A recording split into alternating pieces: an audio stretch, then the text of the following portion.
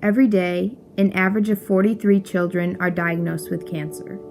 This is something that we as a society need to be talking about. Of these children, over 2.5 thousand will die each year. Cancer is the second leading cause of death in children besides accidents. So unless we all stop driving cars or leaving our homes, accidents are non-preventable, leaving cancer as the largest preventable cause of death in children. So why aren't we taking the initiative to end it? But this is how we're going to change that statistic.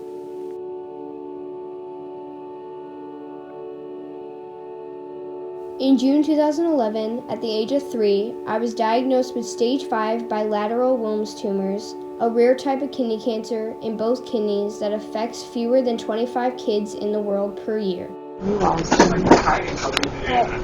Or boo-boo, right? Boo-boo in your tummy. But sure, right here. Yeah, we're going to try to fix it, right? Mm-hmm. Right. Wilms can occur in one or both kidneys and comes from immature cells that everyone possesses in their kidneys.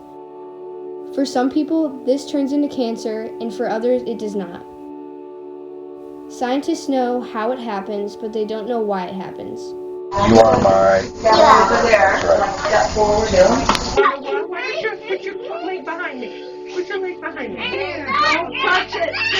Don't touch it. I'm trying. I know. It sucks. It's okay. I know. Hang on. It's okay.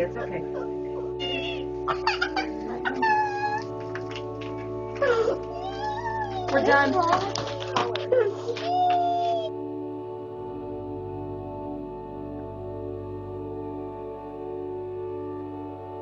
After 29 rounds of chemo, 6 rounds of radiation, and losing my left kidney and part of my right, I was declared cancer-free in January 2012.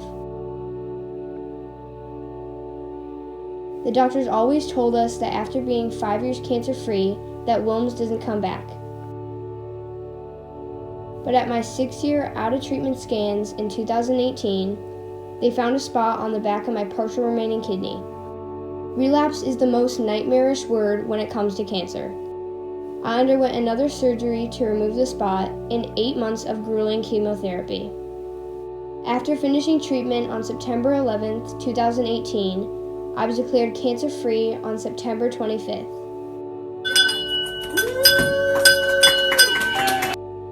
Even when a child is cancer-free, their fight will never be over. And that's always difficult to explain. In today's age, we all know someone with cancer, but we are not being educated on the fact that pediatric cancer is entirely different than cancer in adults, and many people have no knowledge of the late effects these children face for the rest of their lives if they survive cancer. September, Pediatric Cancer Awareness Month, is glossed over every year as we jump right into October with pink ribbons everywhere before it even begins.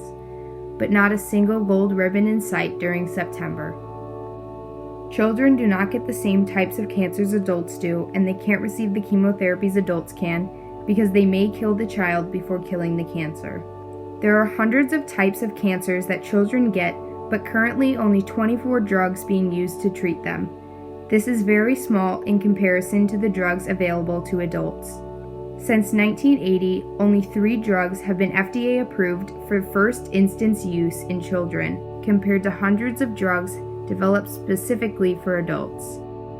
However, chemo is not just a quick fix. Children will pay the price forever. These drugs are poisonous. Chemo is a derivative of mustard gas, which was used in World War II and is one of the most deadly chemical weapons ever deployed in war. Drugs used to treat cancer are toxic, so toxic that the nurses administering chemo wear full protective clothing, gloves, and masks to avoid contact with it. Standard chemotherapy and radiation can ravage a child's body and brain in ways that may not show up until years later. Chemo doesn't just make your hair fall out. It causes the fibers of the heart to deteriorate, damages fertility, can make children deaf, blind, causes mental delays, memory loss, and so many other horrible things. About 90% of children who survive cancer will suffer from some sort of chronic illness from treatment. Sometimes it is not the cancer that kills the child, but the treatment itself.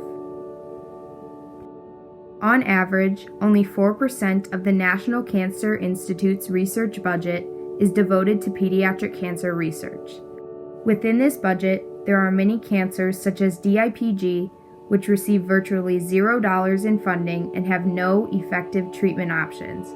For Wilms, there are only experimental treatments after the treatment Ava received for her relapse. Our goal is to rewrite these statistics.